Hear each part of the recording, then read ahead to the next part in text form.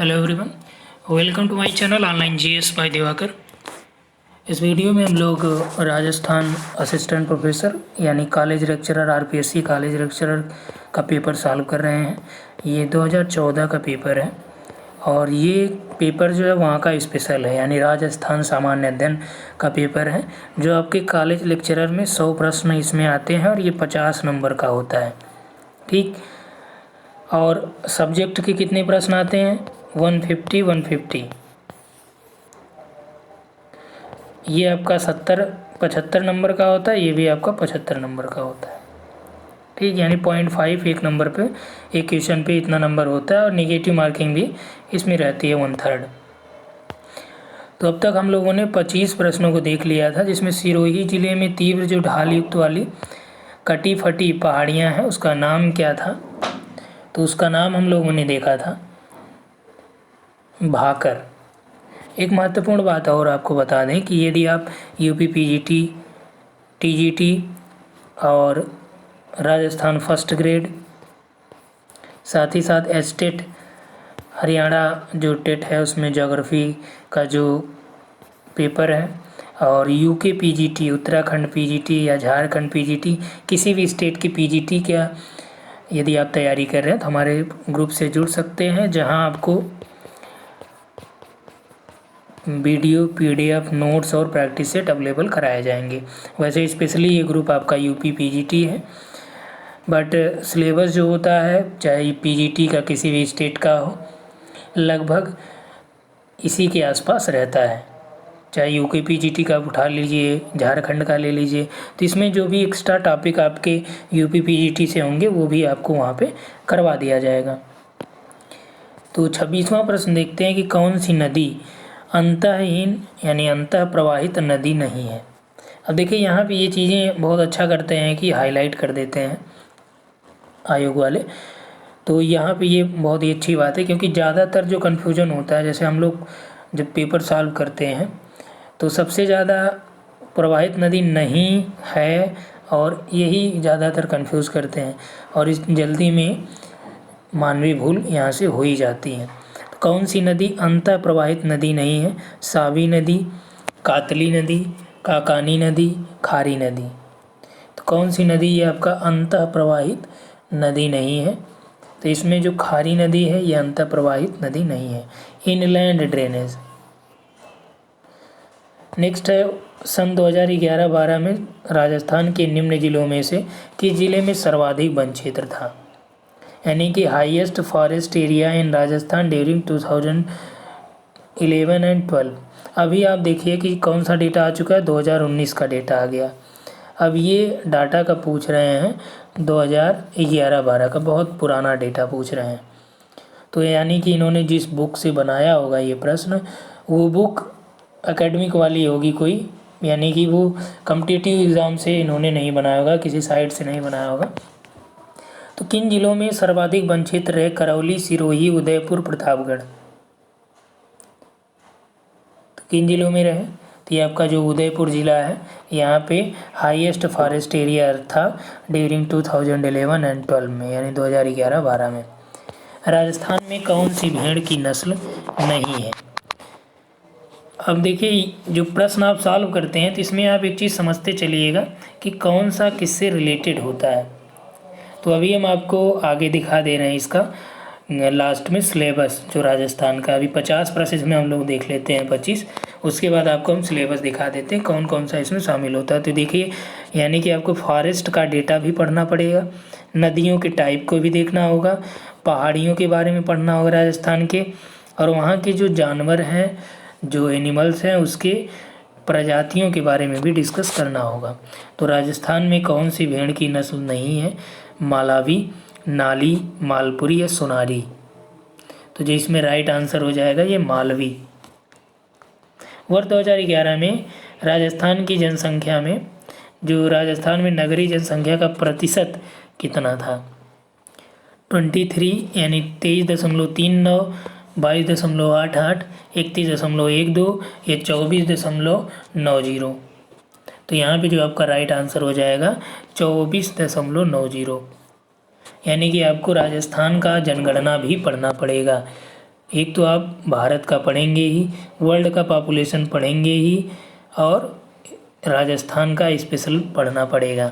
राजस्थान में वालरा कृषि का एक प्रकार है। स्थानांतरित कृषि, शुष्क कृषि, आर्द्र एवं शुष्क कृषि या पर्वतीय कृषि। तो राजस्थान में जो वालरा है ये किस प्रकार की कृषि होती है? ये शिफ्टिंग कल्टीवेशन होता है वालरा।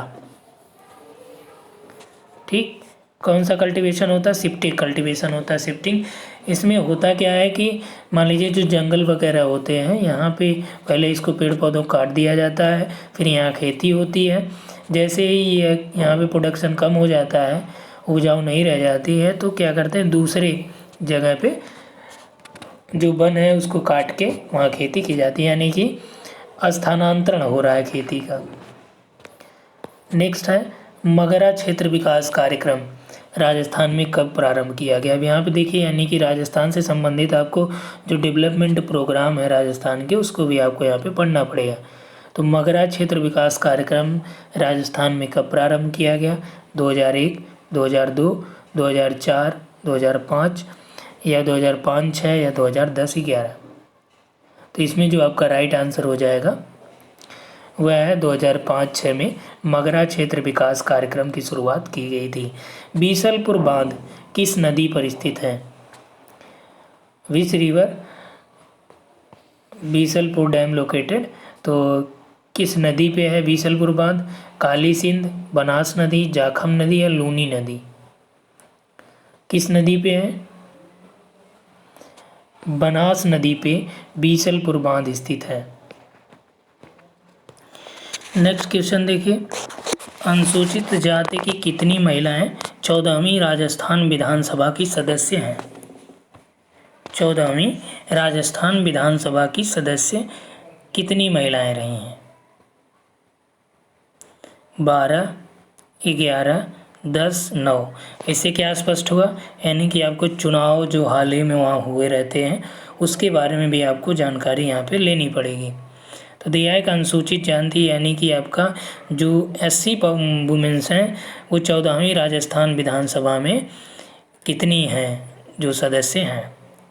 तो इसमें जो आपका राइट आंसर हो जाएगा वह होगा 12 महिलाएं हैं।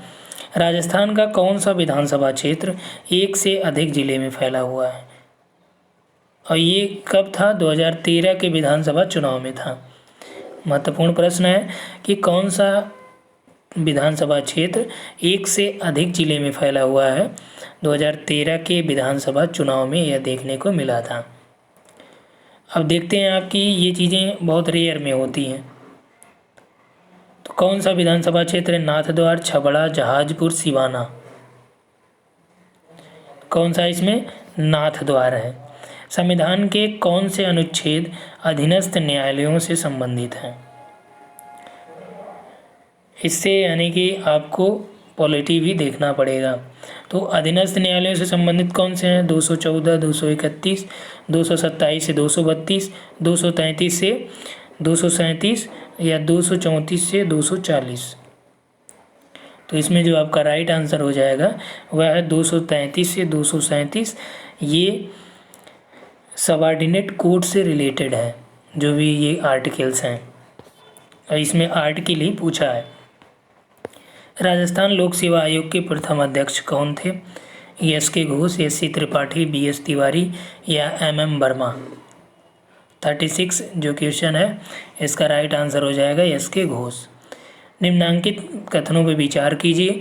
राजस्थान में लोकायुक्त संस्था की स्थापना वर्ष 1973 में की गई थी। न्यायमूर्ति ID दुआ राजस्थान राज्य के पहले लोकायुक्त थे। इसमें देखिए राजस्थान में लोकायुक्त संस्था की स्थापना 1973 में हुई थी, राइट है। न्यायमूर्ति ID दुआ राजस्थान राज्य के पहले लोकायुक्त थे, ये भी आपका सही है। यानी 37 का जो राइट हो जाएगा वो 1 and 2 both are correct. Next है राजस्थान में लोकायुक्त का कार्यकाल होता है। तो राजस्थान में जो लोकायुक्त हैं उसका कार्यकाल होता है 5 वर्ष या 65 वर्ष से की आयु जो भी पहले हो, 5 वर्ष या 66 वर्ष की आयु जो भी पहले हो, 5 वर्ष या 60 वर्ष की आयु जो भी पहले हो, 5 वर्ष या 62 वर्ष की आयु जो भी पहले हो। अब देखिए आयोग ने इसको क्या किया है, डिलीट कर दिया है। हम देखिए इसमें अभी हाल ही में 2019 में एक राजस्थान विधानसभा ने राजस्थान लोकायुक्त और उप लोकायुक्त संशोधन विधेयक पारित किया और इस विधेयक में जो राजस्थान में लोकायुक्त कार्यकाल था इसे 5 वर्ष कर दिया गया और इसमें कहीं जिक्र नहीं किया गया कि 60 वर्ष या 62 वर्ष 66 वर्ष इस तरह का जिक्र इसमें नहीं किया गया। वहीं जो उप लोकायुक्त थे और लोकायुक्त जो संशोधन अधिनियम या विधेयक पारित हुआ था उसके बाद कब कितना कर दिया 5 वर्ष कर दिया गया। पहले ये कार्यकाल 8 वर्ष का था। कितना था 8 वर्ष का था। तो ये मुख्यमंत्री अशोक गहलोत ने जो ऊर्जा मंत्री वी डी कल्ला इन्होंने विधेयक को संसद में या विधानसभा में प्रस्तुत किया। विधेयक पर बहस हुई और बहस पर जवाब देते हुए उन्होंने कहा कि राजस्थान लोकायुक्त और उप लोकायुक्त अधिनियम 1973 की धारा 5 में संशोधन के द्वारा लोकायुक्त की जो पदावधि है उसे 5 वर्ष से बढ़ाकर 8 वर्ष की गई थी। बात कब की हो रही है 1973 की। लेकिन इसके अतिरिक्त जो लोकपाल और लोकायुक्त अधिनियम 2013 था उसके अधीन जो अध्यक्ष थे उसकी पदावधि 5 वर्ष है और ये अन्य राज्यों में भी इसी तरह से ही है। इसको देखते हुए ही 5 वर्ष लाया गया है। यानी नहीं तो ये पहले क्या होता था ये 8 वर्ष होता था। अब क्या कर दिया गया ये 5 वर्ष कर दिया गया है। तो इसीलिए ये यहाँ पे डिलीट कर दिया गया था आयोग के द्वारा। अगला भारतीय संविधान का कौन सा अनुच्छेद, यानी कि पॉलिटी भी आपको पढ़नी पड़ेगी। तीसरा चौथा प्रश्न यहाँ से पॉलिटी से आ रहा है। भारतीय संविधान का कौन सा अनुच्छेद उपबंध करता है कि प्रत्येक राज्य के लिए राज्यपाल होगा। यानी राज्यपाल से रिलेटेड कौन सा उपबंध है जो यहाँ पे ये बताता है कि प्रत्येक राज्य का राज्यपाल होगा। ऑप्शन देख लेते हैं। अनुच्छेद 154, 155, 153 और 164। तो कौन सा अनुच्छेद है जो ये बताता है कि प्रत्येक राज्य का यानी प्रत्येक राज्य के लिए राज्यपाल होगा। तो इसमें जो राइट आंसर है अनुच्छेद 153। और राज्यपाल क्या होता है ये राष्ट्रपति के प्रसाद पर्यंत रहता है। वैसे जनरली जो होता है ये 5 साल इनका कार्यकाल देखा जाता है। फिलहाल यदि प्रश्न आपसे पूछे कि इनका यानी राष्ट्रपति के प्रसाद पर्यंत कौन काम करता है, ऑप्शन में राज्यपाल रहे तो आप राज्यपाल लगाइएगा क्योंकि वह उसके प्रसाद पर्यंत काम करता है और जब तक वो चाहता है तभी तक ये उस पद पे बने रह सकते हैं। ठीक, यानी अनुच्छेद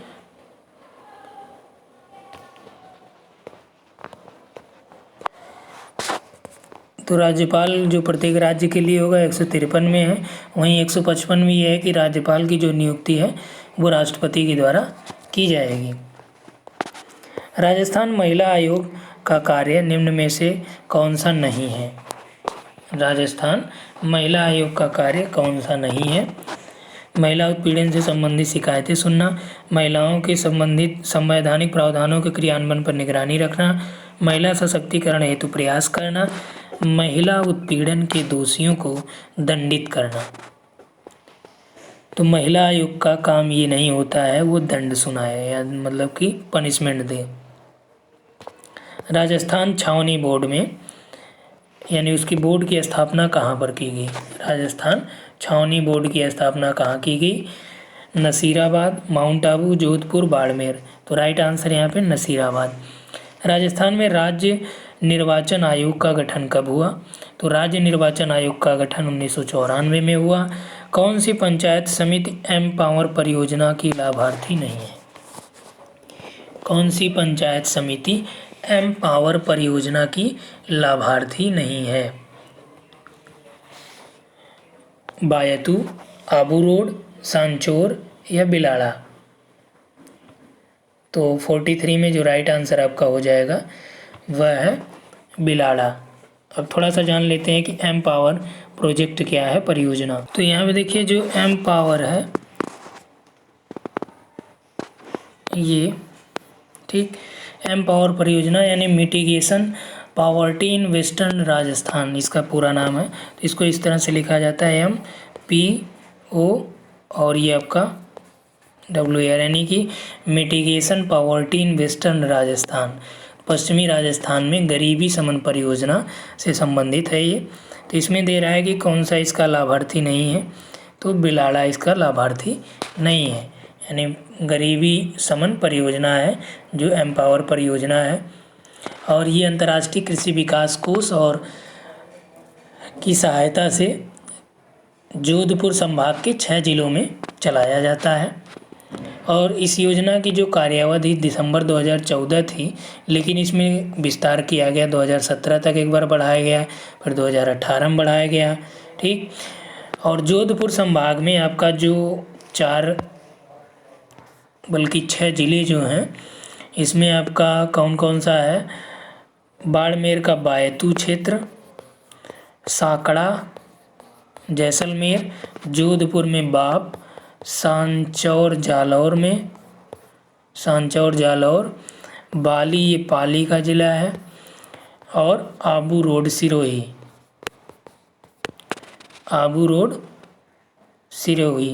तो इसमें जो बिलाड़ा है ये इससे संबंधित नहीं है। देखिए यहाँ पे तीनों मिला आबू रोड हो गया।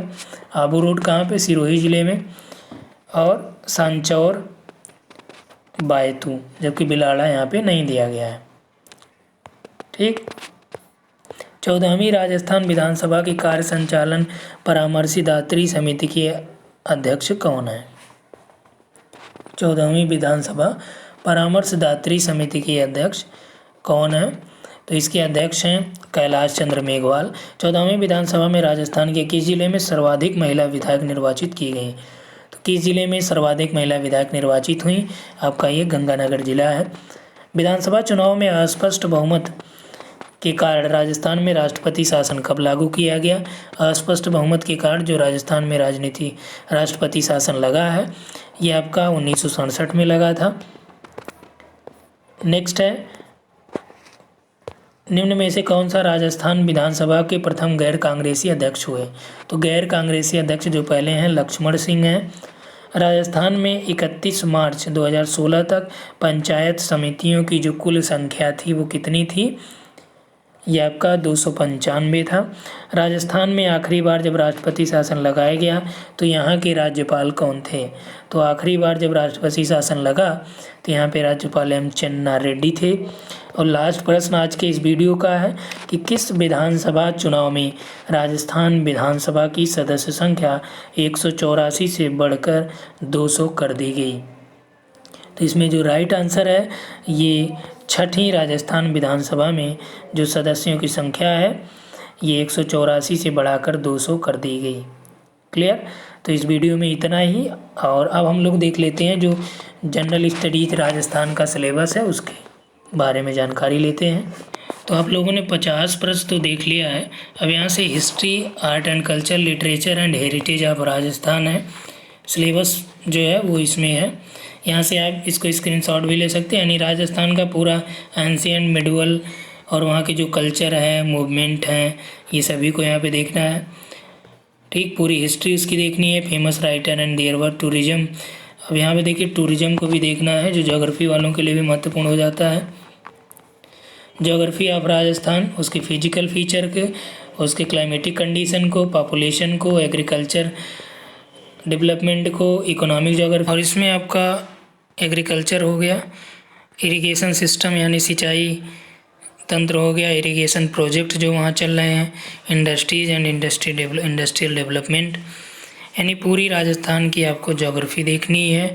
उसका पॉलिटिकल सिस्टम देखना है, एडमिनिस्ट्रेटिव सिस्टम देखना है, governor, chief minister, council of ministers को देखना है, state legislative assembly, high court यानी जुडिशरी को देखना है, चीफ सेक्रेटरी और राजस्थान PSC को देखना। अभी आपने देखा कि इसमें पूछा गया कि राजस्थान पब्लिक सर्विस कमीशन का पहला अध्यक्ष कौन था। डेवलपमेंट प्रोग्राम से रिलेटेड आपके प्रश्न पूछे गए हैं। इकोनॉमी आप राजस्थान देखना आपको, ये राजस्थान की इकोनॉमी बहुत ज़्यादा महत्वपूर्ण हो जाती है। यहाँ पे मिनरल्स वगैरह बहुत ज़्यादा पाए जाते हैं।